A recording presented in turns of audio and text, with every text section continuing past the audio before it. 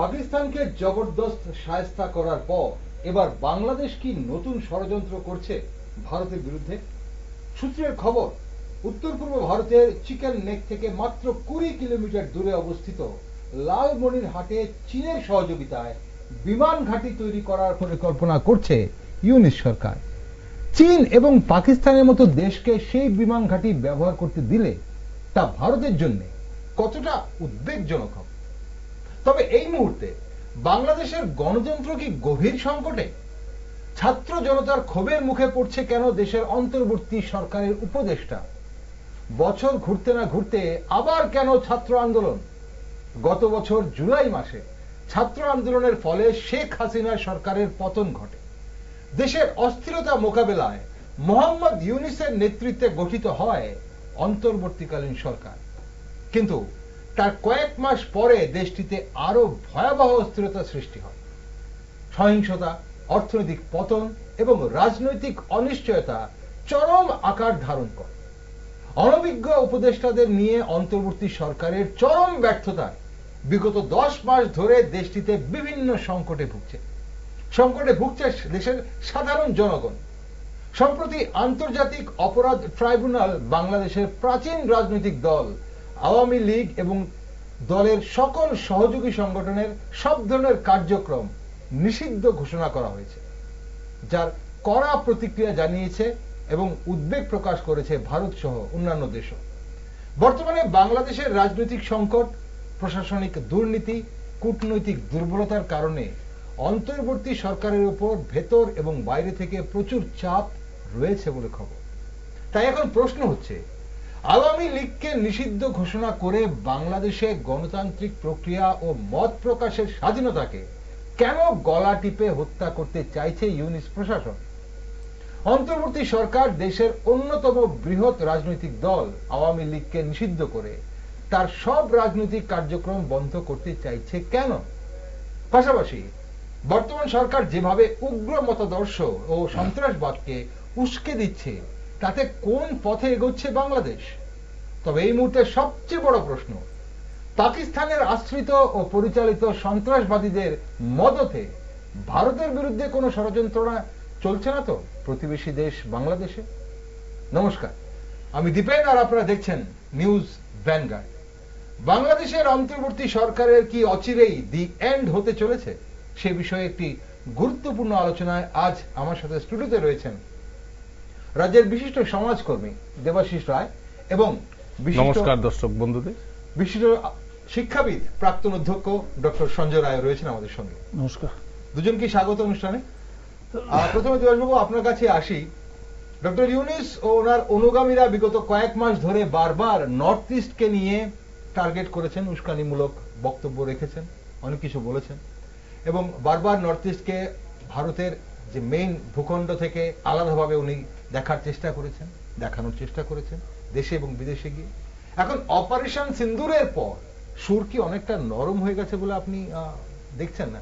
আর এইদিকে নাকি লালমনিরহাট বিমান ঘাঁটিকে নিয়ে নতুন কোন ফন্দি আটা হচ্ছে বাংলাদেশে ভারত বিরোধী?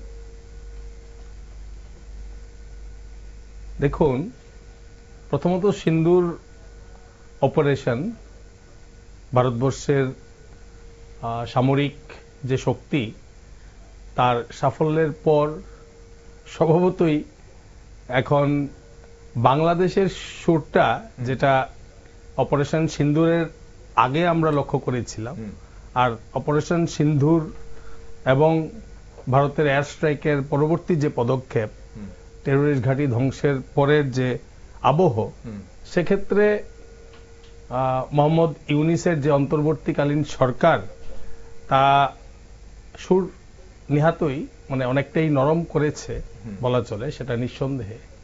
তো সেই সুরের ব্যাপারটা যদি তার কারণটা কি, বা এই অন্তর্বর্তীকালীন যে সরকার তৈরি হয়েছে তার প্রেক্ষাপটটা যদি আমরা একটু দেখি, আগস্ট 5, 2024 এই দিনে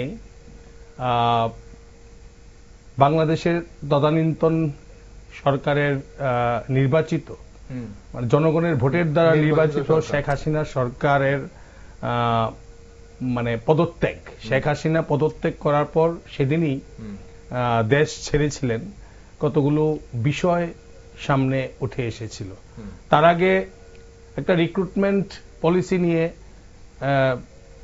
বৈষম্য বিরোধী আন্দোলন চলছিল বাংলাদেশে। সেই সময় কারফিউ ঘোষণা করা হয়েছে, তারপরেও আন্দোলন থামেনি এবং উত্তেজিত এই ছাত্র বিরোধী আন্দোলনের যারা কাণ্ডারি ছিলেন পেছনে, সেটা নিশ্চয়ই এতদিনে শুধু বাংলাদেশ নয়, প্রকাশ পেয়েছে। প্রথমে যেটা সেই কোটা বিরোধী ছাত্র আন্দোলন ছিল, সেই আন্দোলন যে হাইজ্যাক হয়ে গেছে এবং সেই আন্দোলনের পেছনে যে আরো অন্য মস্তিষ্ক কাজ করেছে, সেটা ধীরে ধীরে স্পষ্ট হয়ে গেছে। তো আমি যেটা সম্পূর্ণ করছিলাম, তো এই কারণে শেখ হাসিনা ওনারই রিক্রুটেড যে সেনা প্রধান জেনারেল ওয়াকারুজ্জামান, উনি ওনার সহায়তায় উনি দেশ ত্যাগ করেছিলেন শেখ হাসিনা এবং ভারতবর্ষে আশ্রয় নিয়েছেন। তো সেই পর থেকে একটা স্পেকুলেশন চলছিল যে আপনি যেটা উল্লেখ করেছেন শুরুতে, যে বিরোধী দল, যেহেতু সেনা প্রধান তখন নিয়োগ হয়েছে, মানে অন্তর্বর্তীকালীন সরকারের প্রধান হিসেবে ডক্টর ইউনিসকে আনা হয়েছে, তো সেটা একটা প্রিপ্ল্যান পরিকল্পনা। তারপরে এই আন্দোলন কিন্তু থেমে থাকেনি বা তার বিভৎসতা আমরা লক্ষ্য করেছি। সেখানে বেছে বেছে হিন্দু নিধন যজ্ঞ আবার শুরু করেছে।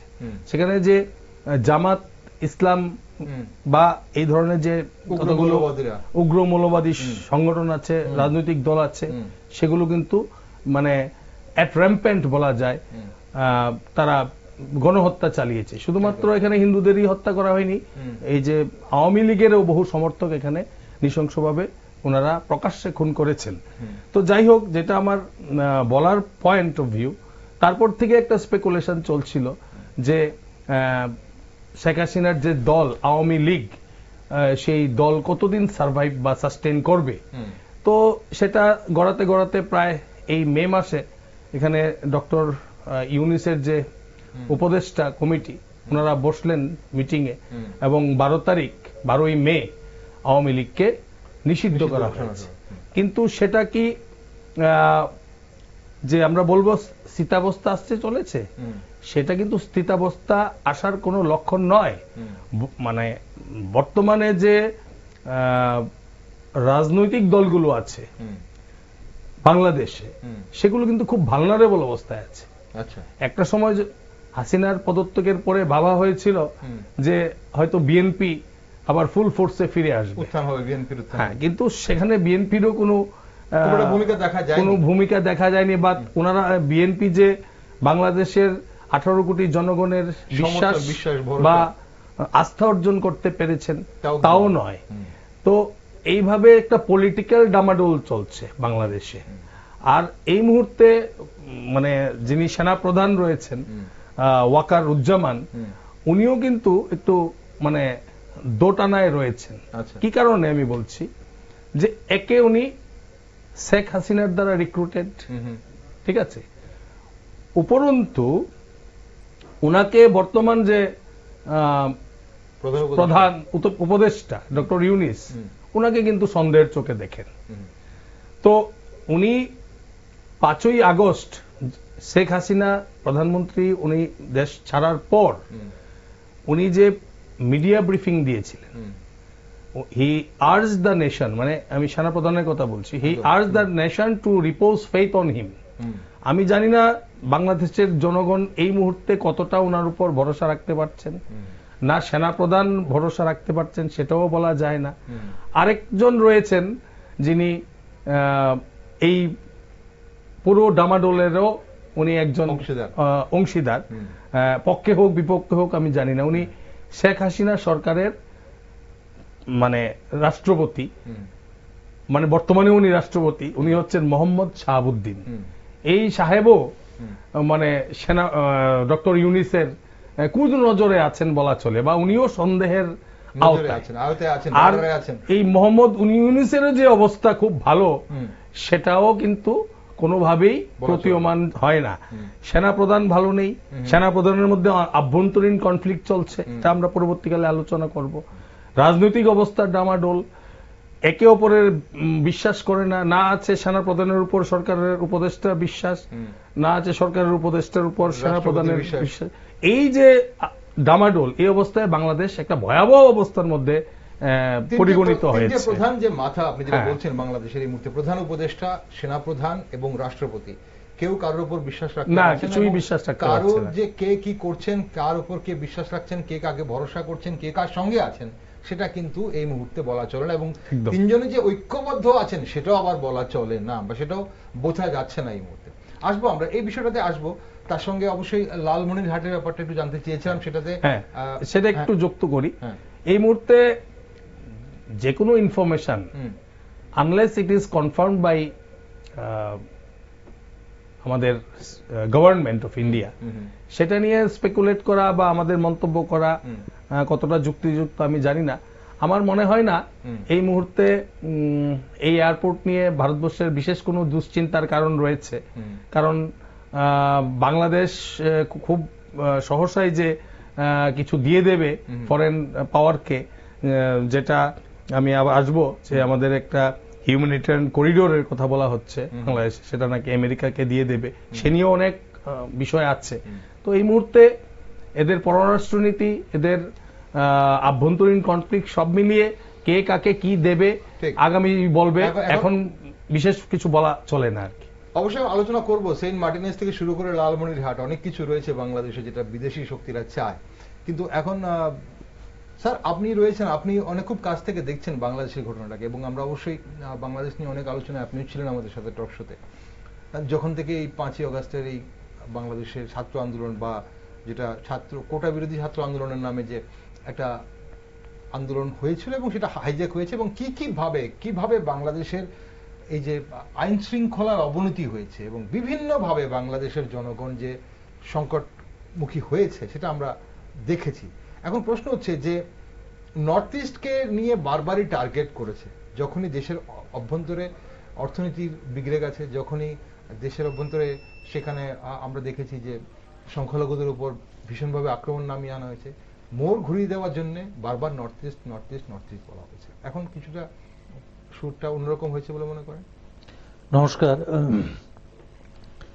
দেখুন, বাংলাদেশের বর্তমান যে উপদেষ্টা সরকারের প্রধান ডক্টর ইউনূস আছেন, উনি ক্ষমতাসীন হওয়ার পর থেকে ওনার একটা ব্যক্তিগত সুপ্ত একটা বাসনা আছে বোধহয়, যে উনি বারবারই কিন্তু এই নর্থ ইস্টকে টার্গেট করেন। ঠিক আছে, চীনে গিয়ে উনি বলছেন যে এই এলাকার সমুদ্রের মালিক নাকি উনারা। ঠিক আছে, বলছে চীনকে, বলছে তোমরা আসো। হ্যাঁ, তো ওনার যে বড় স্বপ্ন, সেটা পাকিস্তানকে আমরা দেখেছি যে তাদের স্বপ্ন হলো পিওকে।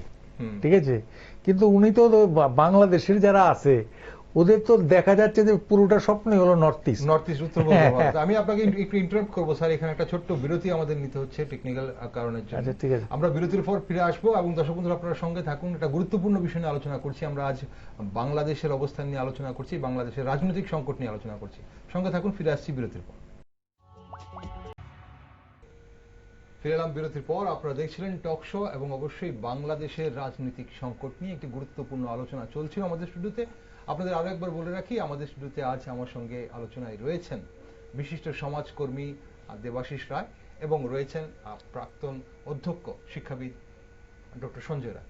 আমরা আলোচনা করছিলাম, এবং বাংলাদেশের যে রাজনৈতিক সংকট চলছে, বাংলাদেশের প্রধান যে রাজনৈতিক দল আওয়ামী লীগকে নিষিদ্ধ করা হয়েছে, এবং সে বিষয়ে নিয়ে অবশ্যই আলোচনা শুনছিলাম আমরা, দেবাশিস বাবুর আলোচনা শুনেছি।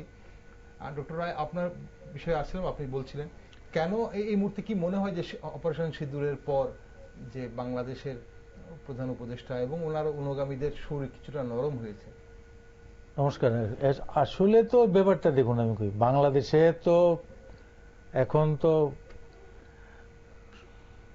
অপারেশন সিঁদুরের পর শুধু কেবলমাত্র আমার মনে হয় না বাংলাদেশ, পৃথিবীর অনেক উন্নত দেশই হ্যাঁ অপারেশন সিঁদুর, এবং particularly seeing the innovation success of our innovations, in warfare system.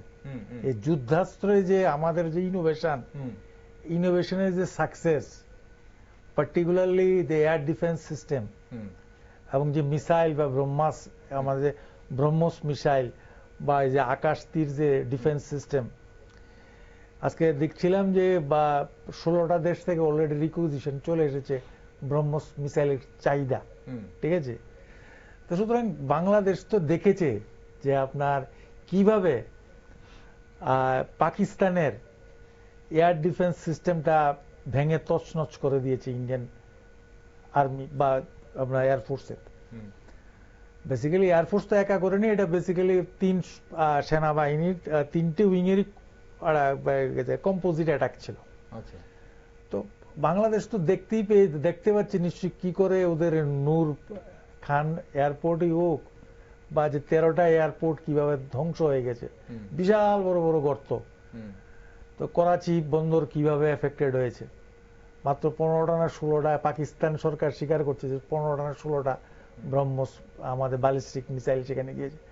সুতরাং এটা দেখে তো ইউনিসেফ তো আসলে এখন তো মুখ দিয়ে যাই বলুক, অনেক ইদানিংকালে সোশ্যাল মিডিয়ায় ইউনিসকে বলতে শুনছি অনেক কথা, দেখা যায় শোনা যায় যে এখানে বেসিক্যালি 4 চায়না এবং সেখানে নাকি নীরবে আপনার উনি কিছুক্ষণ আগে বলছিলেন একটা করিডোরের কথা, আমেরিকান করিডোরের কথা, চায়না, পাকিস্তান এবং আমেরিকা এবং Bangladesh, this 4 are aligning together basically to এখন ইন্ডিয়ার ট্যাকেল করবার জন্য। ঠিক আছে, এবং সুতরাং কিছুক্ষণ আগে আপনি বলছিলেন কোথায় লালমনিরহাটের কথা বলছিলেন আপনি, এটা একটা ইউটিউবে দেখছিলাম সেদিন, কালকে শুনছিলাম অলরেডি কিন্তু ইন্ডিয়া কিন্তু সেখানে কিন্তু মিলিটারি আপনার কি জানি আমাদের তারা কিন্তু ড্রিল করছে। ঠিক আছে, সুতরাং আমাদের সেখানে কিন্তু আপনি রাফালি বলুন বা আমাদের যে তেজস্বী বলুন বা মিরাজি বলুন বা মিগি বলুন বা ওই যে আমাদের S-400 বলুন বা আকাশ তীর ডিফেন্স সিস্টেম বলুন, everything is put on place there in the north east.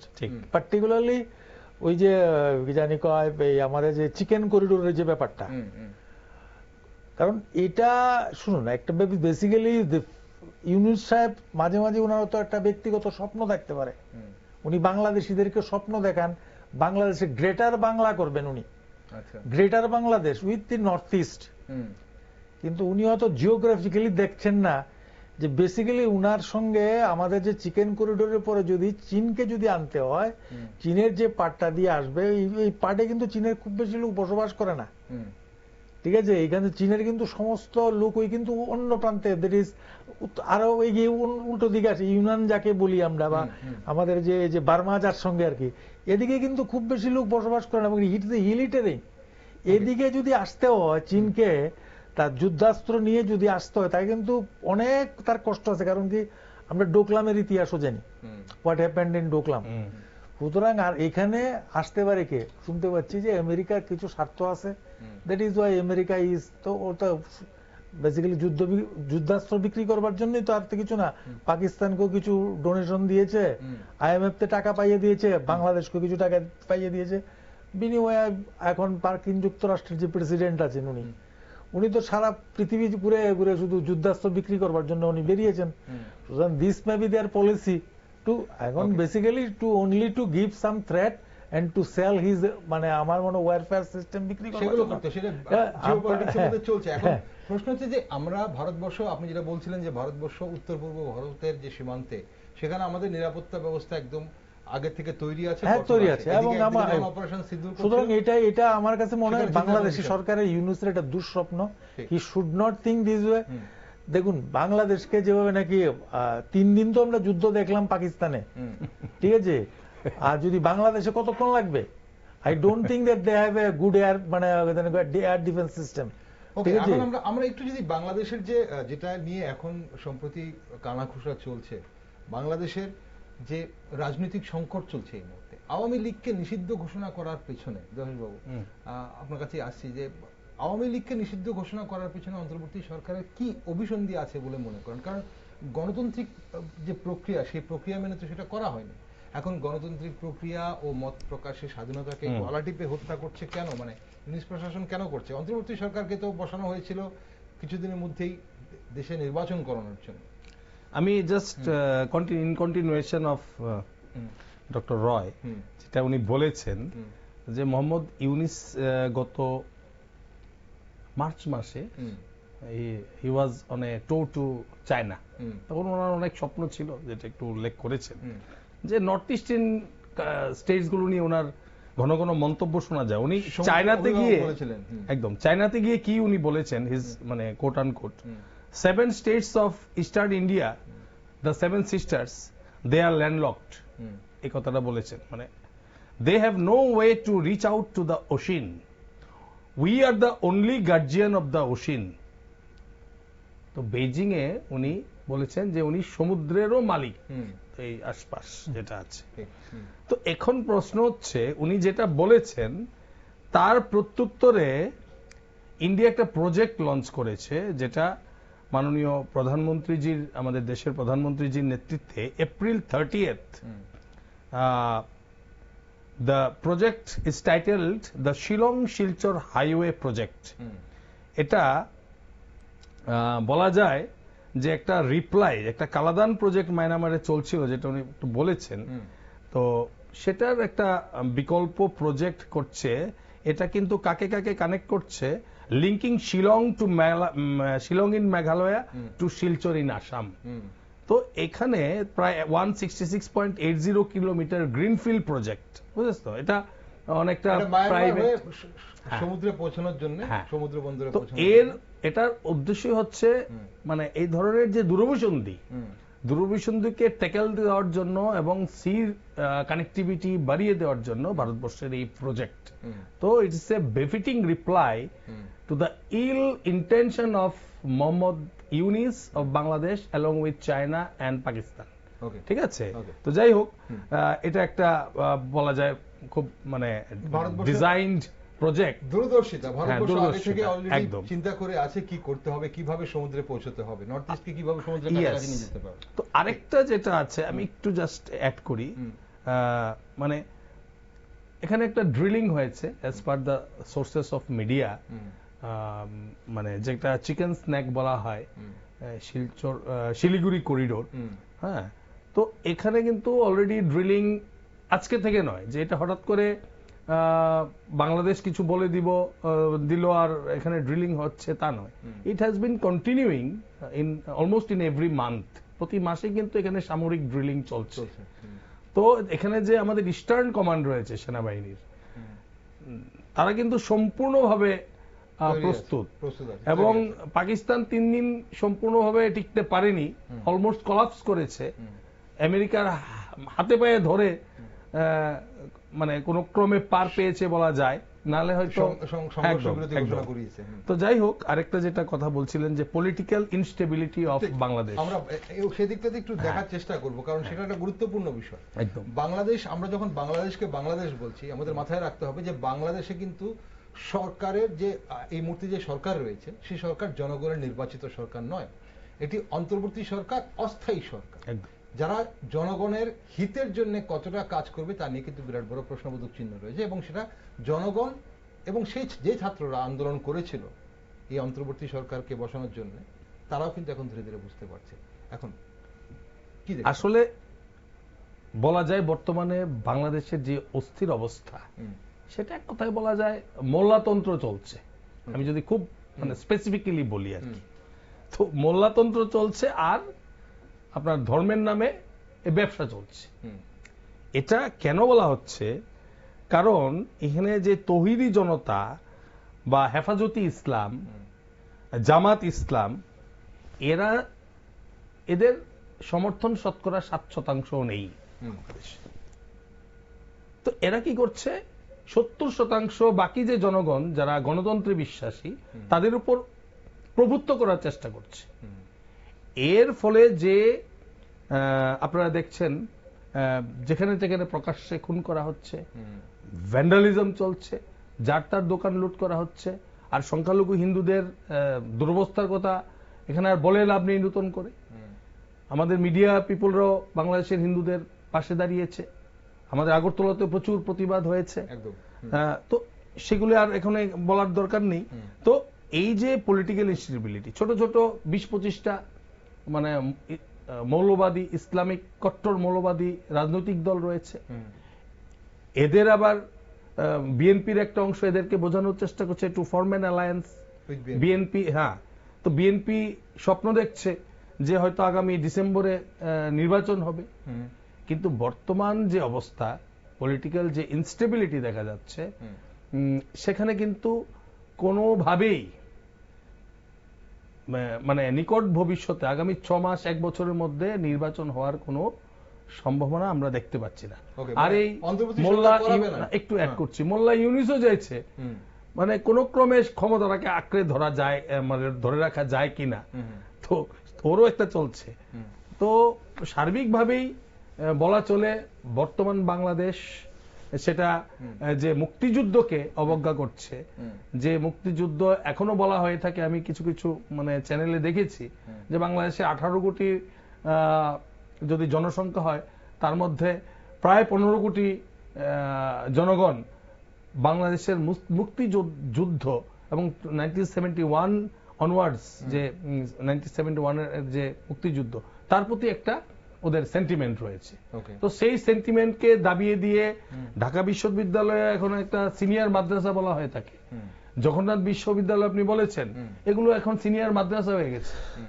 কখন কি মানে এখান থেকে মানে মনে হয় মোল্লা বেরোবে, যে এখানে বুদ্ধিজীবী বেরোবে, ডক্টরস, ইঞ্জিনিয়ার্স বা সাহিত্যিক, যা মানে রবীন্দ্র চর্চা হতো সে সমস্ত কিছু বাংলাদেশের যতটুক মানে সাহিত্য চর্চা হতো সেটাও প্রায় বিলুপ্তির পথে। ঠিক, তো এক কথায় মোল্লাতন্ত্র চলছে। প্রশ্ন হচ্ছে যে, আসবো আপনার কাছে আরেকবার, প্রশ্ন যেটা জানতে চাইছিলাম যে বোঝার চেষ্টা করছি আমরা যে আওয়ামী লীগকে নিষিদ্ধ ঘোষণা করার পিছনে মানে কি মানে অভিসন্ধি রয়েছে, মানে সেখানে কি তাহলে রাজনৈতিক দল চাইছে না, তাহলে কি এখন যে অন্তর্বর্তী সরকার রয়েছে বা অন্তর্বর্তী সরকার যে প্রধান রয়েছে উনি কি চাইছেন না যে নির্বাচন হোক, কোন রাজনৈতিক দল অংশগ্রহণ করুক এবং দেশে নির্বাচিত সরকার প্রতিষ্ঠিত হোক? গণতন্ত্র পদ্ধতিটার উপরই কি আঘাত হানা হচ্ছে?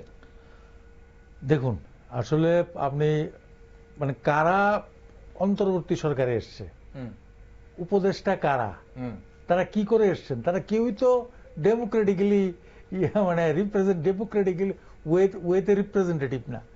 সুতরাং if they are not democratically elected and if they are not basically a representative of a group of people, a large people, তাহলে আমরা কি করে আশা করতে পারি they would promote that democracy prevails?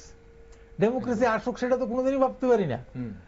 আর উনি যে কথা বলছেন আমি প্রথম থেকে বলছি, সেটা দীর্ঘদিন আপনাদের এখানে বলেছি, ইউনিসের একটাই স্বপ্ন, he will make this type of comments.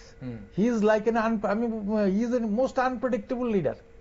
বাংলাদেশে যাকে বসিয়েছে, he is most unpredictable, he cannot be trusted, তাকে বিশ্বাস করা যায় না। সে আজকে এটা বলছে, কালকে এটা বলছে। He is not a leader, but responsibility is thrusted on him. উনি তো উপদেষ্টার প্রধান না। এখন ওদের একটা উদ্দেশ্য হলো যে কি করে দীর্ঘদিন থাকা যায়। তা প্রথম দিকে হয়তো বিএনপি ওদেরকে সাপোর্ট করেছিল। এই যে আওয়ামী লীগকে যে আপনার নিষিদ্ধ ঘোষণা করা হলো, আওয়ামী লীগকে নিষিদ্ধ ঘোষণা করা হবে এটা প্রথম থেকেই বোঝা যাচ্ছিল। এটা বেসিক্যালি শুনুন, ওইটা না প্রথম দিকে করেনি, হয়তো উনি মানে মুখে প্রথম দিকে এসছিলেন, উনি প্রথম দিকে অনেক ভালো ভালো কথা বলছিলেন, ঠিক আছে, কিন্তু যত দিন যাচ্ছে ওনারও তো চেয়ারের সীমা পেরিয়ে যাচ্ছে। উনি যতটা সময় নিয়ে মধ্যে উনি ডেলিভারি দেবেন বলেছিলেন, ওটা তো সময় পেরিয়ে গেছে ওনার তো 6 মাস 8 মাসের মধ্যে তো একটা ইলেক্টেড গভর্নমেন্ট দেবেন বলছিলেন। অলরেডি প্রায় এখানে আগস্টের পরে প্রায় অনেক দিন হয়ে গেল ওনার, 10 মাস। সুতরাং তো উনি তো ফেইল্ড। এখন তাই আওয়ামী লীগকে নিষিদ্ধ করেছেন। আওয়ামী লীগকে নিষিদ্ধ করবার জন্য সিদ্ধান্ত নেওয়ার যে সময়টা এটা, এবং যেভাবে উনি সিদ্ধান্ত নিয়েছেন, যারা নাকি যেভাবে আন্দোলন বাংলাদেশে দেখলাম আমরা, এটা তো দেখেই বোঝা গেল যারা নাকি মানে গভর্নমেন্ট বা যারা নাকি উপদেষ্টা সরকার আছে, এটাই তো দে রিপ্রেজেন্টেড বেসিক্যালি দ্য মুভমেন্ট। ঠিক আছে? আওয়ামী এখন লীগের এবং আওয়ামী লীগের মানে যারা সহযোগী সংগঠন, হ্যাঁ, ছাত্রলীগকে তো আগে নিষিদ্ধ আগে করেছিল। নিষিদ্ধ করেছিল। সবার যে কোনো কার্যক্রম বা কার্যকলাপ নিষিদ্ধ, কর্মসূচি নিষিদ্ধ করা হয়েছে। এখন কথা হচ্ছে যে প্রশ্ন এটা উঠছে যে আওয়ামী লীগ বিগত 8-9 মাস ধরে বাংলাদেশে কি কার্যকলাপ করেছে বা কি কর্মসূচি গ্রহণ করেছে?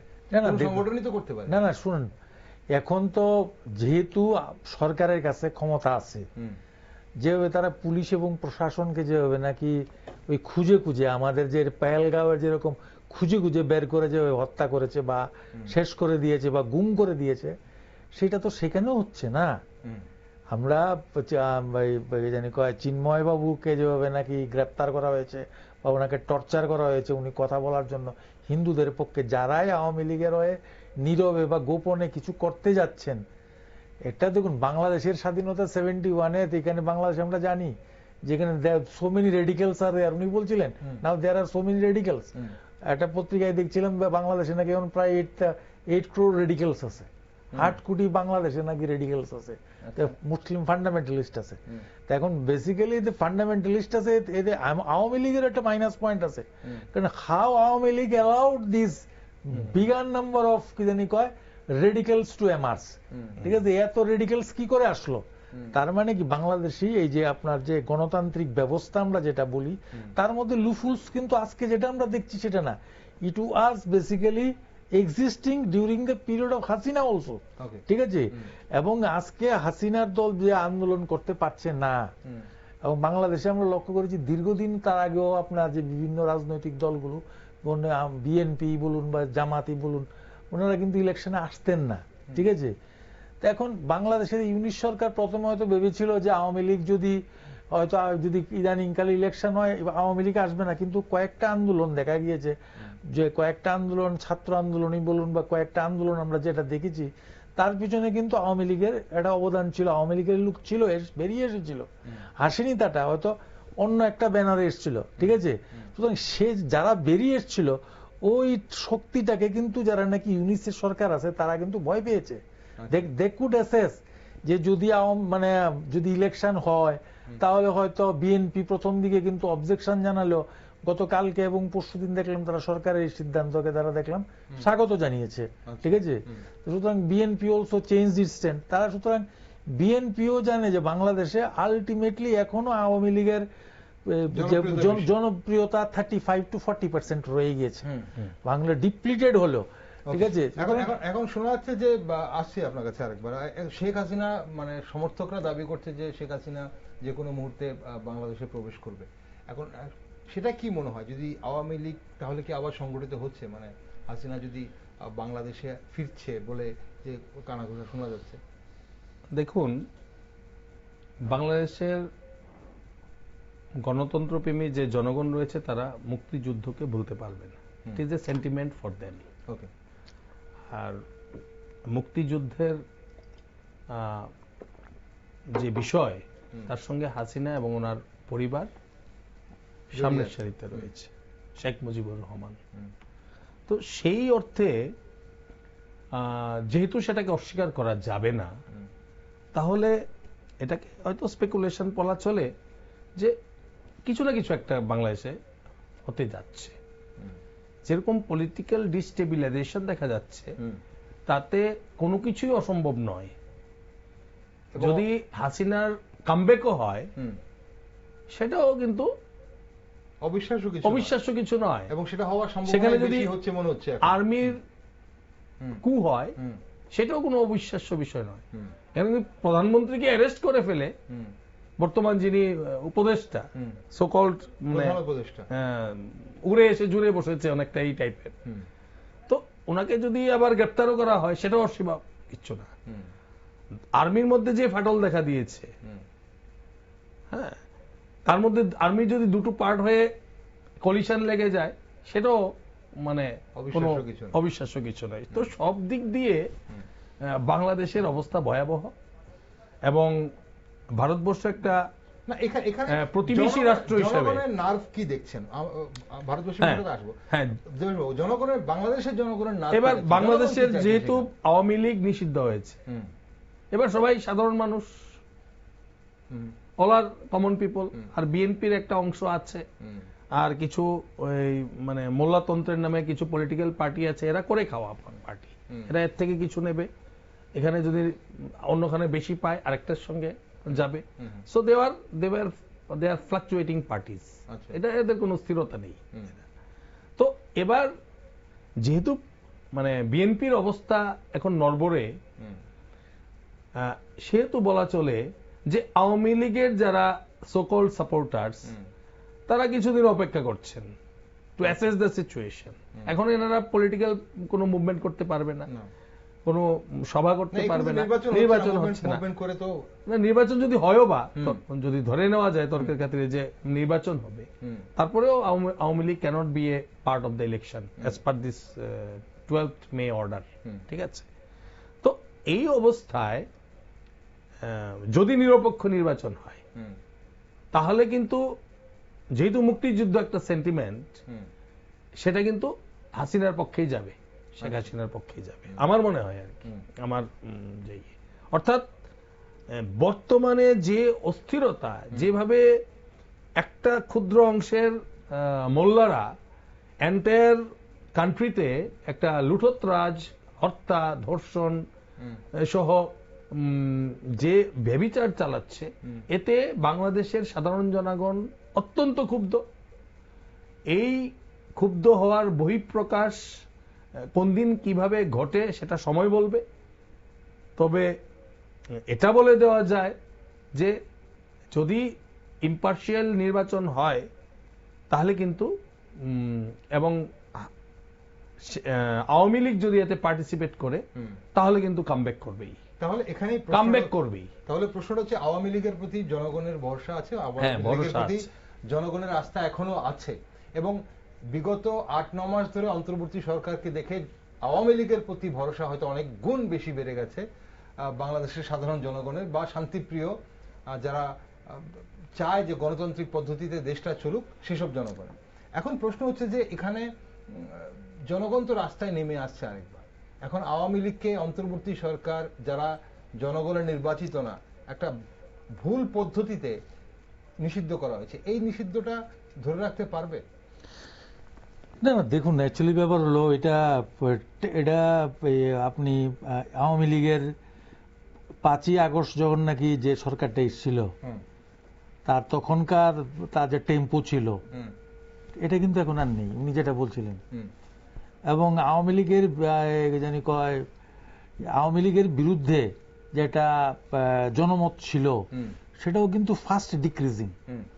কারণ কি, বাংলাদেশের অর্থনীতি একদম সেটার্ড, লোকজনের অবস্থা খুব খারাপ। কাপড় শিল্প থেকে আরম্ভ করে বস্ত্র শিল্প থেকে অনেক কৃষি, তারপরে অনেক কিছুতে বাংলাদেশ পিছিয়ে গেছে। ঠিক আছে, মানুষের সেখানে মানে দৈনন্দিন মানে বেঁচে থাকাটাই বহুত কষ্টকর হয়ে গেছে। উন্নয়নশীল দেশে পরিণত হয়ে গেছে সেখান থেকে অনেকটা। আমাদের থেকে ওদের অবস্থা অনেক কিছু ইন্ডেক্স ভালো ছিল, ইন্ডিসেস ভালো ছিল। তো যাই হোক, এখন তো দেখুন বেসিক্যালি আলটিমেটলি যেটা আমি ব্যক্তিগতভাবে দেখছি, জনগণকে শুনো না, এটা জনগণকেই নামতে হবে। আওয়ামী লীগ তো বেসিক্যালি যেহেতু 30% জনগণও যদি হয়, তো এই যে সরকারটা আছে এখন, they don't have any base. তারা ওই কতগুলো রেডিক্যালস যারা আছে বলছে তো ওরা তো এই কদিন সরকারের সঙ্গে থেকে ওরা নানা রকম দুর্নীতিতে মানে মানে লিপ্ত হয়ে ওদের basically there position is also fast decreasing. এখানে এই যে 30-35% সমর্থনের বেসের কথা বলা হচ্ছে, এখানে একটু জানতে ইচ্ছে করছে যে এই যে বিগত 8 মাস 9 মাসে শুধু অন্তর্বর্তী সরকার নয়, বিভিন্ন অন্যান্য যে রাজনৈতিক দলগুলো আছে, বিএনপি বলুন বা জামাত বলুন, তাদের যে কার্যকলাপ এবং দেশের প্রতি তাদের যে কি বলবো মানে নিষ্ঠা, সেটা দেখে আওয়ামী লীগের সমর্থন বেস বেড়েছে বলে কি মনে করেন না? দেখুন, সেটা তো এখন অ্যাসেস করা যায়নি। কারণ কি বাংলাদেশ সরকার, হাসিনা গভর্নমেন্ট যখন ছিলেন, সে তখনও তো সেইভাবে, যেটা নাকি basically I am frankly speaking, মানে আই এম অনেস্টলি স্পিকিং, যে সেটা তখনও কিন্তু সেদেশের নির্বাচন যেটা হয়েছে, আপনি যদি লক্ষ্য করে দেখেন, অনেক দলই কিন্তু নির্বাচনে অংশগ্রহণ করেনি। ঠিক আছে, সুতরাং গণতান্ত্রিক প্রক্রিয়া সেখানে থাকলেও মানে সেখানে কিন্তু সবসময় একটা অস্থিরতা একটা ছিল, চাপিয়ে দেওয়া বা যারা ক্ষমতায় আছে ওদের কথাটাই শেষ কথা, মানে এই যে মানে লেজিটিমেট কিছু মাঝে মাঝে অগ্রাহ্য করা, তো এগুলোর ফলে বাংলাদেশের এটা বেসিক্যালি বাংলাদেশের রাজনীতির এটা একটা কালচার, আমি এটা বলবো। Okay. ঠিক আছে, they need to basically improve all this thing. এবং তার জন্য বাংলাদেশের যেটা দরকার সেটা হলো বাংলাদেশের লোককে এগিয়ে আসতে হবে।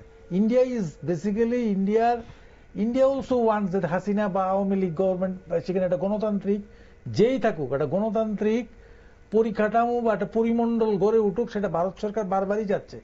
এই যখন নাকি এই যে আমাদের যে বিমস্টেকে যখন নাকি ইউনিসের সঙ্গে যখন নাকি প্রধানমন্ত্রীর কথা হচ্ছিল আমাদের নরেন্দ্র মোদীর, উনিও কিন্তু বারবার বলছিলেন basically you encourage basically a democratic return of a democratic government there. We do Okay. not want that Hasina comes. ঠিক। We want that Hasina যদি আসে, India may have some advantages. ঠিক আছে? That is why India basically want to protect or basically Awami League or basically slightly Indian government, Indian Okay, people are একদিকে এখন pro Awami League. এটা তো অবশ্যই বাংলাদেশের এই মুহূর্তে কিছু একটা হতে চলেছে, সেটা একটা আন্দাজ করা যাচ্ছে, স্পেকুলেশন চলছে, এবং বিভিন্নভাবে শুধু আমাদের দেশে নয়, ভারতবর্ষেই নয়, বাংলাদেশের অভ্যন্তরে এবং বিশ্বের বিভিন্ন যে মিডিয়াও কিন্তু এদিকে একটু নজর রাখছে এবং সেখানে কিছু একটা হতে চলেছে বলে অনেকে কিন্তু মনে করছেন। এখন একটা শেষ প্রশ্ন আপনাদের কাছে, বিশেষ করে দেবাশিস বাবু, এই যে একদিকে উগ্র মৌলবাদীদের প্রতি নরম মনোভাব এবং আর অন্যদিকে পাকিস্তানের সাথে খুব বেশি দহরম মহরম, বর্তমান সরকার যেভাবে উগ্র মতাদর্শ ও সন্ত্রাসবাদকে উস্কে দিচ্ছে ভারতের বিরুদ্ধে, সেখানে ভারতের কতটা উদ্বেগ হওয়া উচিত বলে আপনার মনে করেন? একজন দেশবাসী হিসেবে আমি বলবো যে পোস্ট সিন্দুর যে পরিস্থিতি এবং প্রায়র টু সিন্দুর পরিস্থিতি, কখনোই বাংলাদেশ আসলে সেভাবে মাথাচাড়া দিতে পারবেও না, তাদের সেই সক্ষমতাও নেই। Economy is deteriorating. বর্তমানে বাংলাদেশের যে অবস্থা, তারা শুধুমাত্র ফেসবুকে যুদ্ধ জয় করে, সামাজিক মাধ্যমে আর মুখের কথায়। এদের মানে গন্ডিটা অতটুকুই আমার মনে হয়, আর সব ফাঁকা আওয়াজ করে। আর ওই কখনো কখনো আমেরিকার সঙ্গে এরা হাত মেলাতে চায়, যেটা মিয়ানমার হিউম্যানিটেরিয়ান একটা করিডোর নাকি এরা করবে, সেখানে আমেরিকা ইউজ করবে সেই করিডোরটা, অর্থাৎ ঔপনিবেশিকতা, কলোনিয়ালিজমের একটা প্রচেষ্টা, এদের মাটিকে ব্যবহার করতে দেওয়া, যেটা আবার উনি যে সেনা প্রধান রয়েছেন ওয়াকার উজ্জামান, উনি সেটা চান না, রাষ্ট্রপতি মহোদয় চান না, তো চান কে? প্রধান উপদেষ্টা। তো এই বাংলাদেশ ভূখণ্ডকে ব্যবহার করতে দেওয়া বিদেশিদের জন্য, হ্যাঁ, তার বিনিময়ে কিছু নিজেদের কিছু আখের গোছানো, এটা বাংলাদেশের জনগণ যেরকম চায় না, সেটা সেনাবাহিনীর মানে সেনাপ্রধানও চায় না, বা এখানে যে মানে পররাষ্ট্র সচিব বাংলাদেশের, ওনারাও চান না। যাই হোক, এই একটা অবস্থান। তো ভারতবর্ষ পোস্ট সিন্দুর যে অপারেশন, তার যে পরে যে অবস্থান, সেটা অনেক মজবুত হয়েছে। সারা বিশ্বে ভারতবর্ষ আজ সমাদৃত, তার অস্ত্র ভান্ডার সমাদৃত, তার এয়ার ডিফেন্স সমাদৃত। তো আমার মনে হয় এ নিয়ে ইন্ডিয়ান গভর্নমেন্টকে খুব বেশি মানে ভাবিত হওয়া, মানে ওনারা হচ্ছেন না, বা ওনাদের ইন্ডিয়ান হিসাবেও আমাদের খুব বেশি এ নিয়ে মাথা ব্যথা নেই। এ কি করবে না করবে, internal conflict of the Bangladesh. দেখুন, আমার মনে হয় ইন্ডিয়া এখন India will basically go for some diplomatic strikes. Diplomatic strikes. কারণ কি, বাংলাদেশকে তো বেসিক্যালি আপনি তো বললেই তো আর অপারেশন সিন্দুরের মতো তো আর মানে যেহেতু বাংলাদেশ যেহেতু আমাদেরকে আক্রমণ করছে না, উই হ্যাভ সাম প্ল্যানস। ঠিক আছে, তো তিস্তা প্রহার নামে একটা প্ল্যান নাকি অলরেডি গভর্নমেন্টের কাছে আছে। ঠিক আছে, তো আমরা শুনতে পাচ্ছি যেমন IWT যেটা এই যে সিন্ধু যেটা ছিল, জল চুক্তি ছিল, সেটা স্ট্রাইক করেছে। ওটা আপনি দেখতে পাবেন গঙ্গা চুক্তি, গঙ্গা চুক্তি যেটা আছে, এটারও মেয়াদ বাড়ানোর সময় এসছে। ঠিক আছে, আবার রিকনসিডারেশনের সময় এসছে। প্লাস তিস্তার একটা ব্যাপার আছে। ঠিক আছে, সুতরাং গভর্নমেন্ট হ্যাজ সাম প্ল্যানস এবং ডিপ্লোম্যাটিক স্ট্রাইক হওয়া উচিত। ঠিক। এবং আমার মনে হয় in the very course of time বাংলাদেশে যে পার্টিকুলারলি কারণ আমি বলছি স্ট্রাইকটা কেন এসেন্সিয়াল, যে নাকি বেসিক্যালি বাংলাদেশে রেডিক্যালসের সংখ্যা বাড়তেছে, ঠিক আছে, যেভাবে নাকি ফান্ডামেন্ট শুনে আলটিমেটলি অপারেশন সিন্দুরের অবজেক্টিভ উইল বি ডিফিটেড, কারণ it is basically operation Sindoor to basically মানে এক্সটিংগুইশ টেরর। বাংলাদেশের যারা আছে ভারতবর্ষের প্রধানমন্ত্রীও বলেছে যে ভারতের দিকে এভাবে যখনই এই ধরনের টেরর অ্যাটাক হবে বা তখন ভারত নিজের মতো করে টেরার্স এন্ড বেকারস এবং সাপোর্টার্স সুতরাং রেডিক্যালস যারা আছে ওদেরকে যদি নালিফাই করতে হয়, the government have to take diplomatic actions as early as possible against Bangladesh. This is my humble submission from this talk. অসংখ্য ধন্যবাদ আপনাদের দুজনকে সঙ্গে থাকার জন্য। আছে আমরা বাংলাদেশের দিকে চোখ রাখলাম, বাংলাদেশের যে অভ্যন্তরীণ পরিবেশ এই মুহূর্তে বা রাজনৈতিক যে সংকট চলছে বা গণতন্ত্র যেভাবে সংকটাপন্ন বাংলাদেশে, সেখানে নির্বাচিত সরকার নেই এবং অন্তর্বর্তী সরকার যেসব পদক্ষেপগুলো নিচ্ছে সেগুলো নিয়ে একটু আমাদের এই গুরুত্বপূর্ণ আলোচনা ছিল। তবে আরো অন্যান্য দিক রয়ে গেছে যেগুলো আমাদের আলোচনায় আসতে পারতো, সেগুলো নিয়ে আমরা অবশ্যই আগামী দিনে আলোচনা করব। আজকের জন্য অসংখ্য ধন্যবাদ। ধন্যবাদ দীপেন্দা আপনাকে। ডক্টর রায় আপনাকে ধন্যবাদ। দর্শক বন্ধুরা, অন্তর্বর্তীকালীন সরকার হলো একটি অস্থায়ী সরকার, সাধারণত যা নির্বাচিত সরকারের হঠাৎ কোনো পতনের কারণে ক্ষমতায় আসে। এই সরকার নতুন সরকার নিযুক্ত না হওয়া পর্যন্ত ক্ষমতা বজায় রাখে, কিন্তু বাংলাদেশের বর্তমান অন্তর্বর্তী সরকার সেই পথে না হেঁটে দেশের প্রধান রাজনৈতিক দলকে নিষিদ্ধ ঘোষণা করায় ভারতের মতো বহু গণতান্ত্রিক রাষ্ট্র উদ্বিগ্ন। বিশেষজ্ঞরা মনে করছেন এটা বাংলাদেশের জন্য একটা চ্যালেঞ্জ, আর এই চ্যালেঞ্জ উত্তরণে বাংলাদেশের জনগণের ঐক্যবদ্ধতা এবং সচেতনতার গুরুত্ব অপরিসীম। গণতন্ত্রের ভবিষ্যৎ নিশ্চিত করতে হলে জনতাকেই এগিয়ে আসতে হবে, কিন্তু রাজনৈতিক দলগুলোর মধ্যে এই ইস্যুতে একমত হয়ে কাজ করার মানসিকতা না দেখা গেলে বাংলাদেশে গণতান্ত্রিক ব্যবস্থা টিকে থাকবে কিনা তা সময় বলবে। সেদিকে নজর রাখছি আমরা, আর আপনারা সব খবরের জন্য চোখ রাখুন শুধুমাত্র নিউজ ভ্যানগার্ড।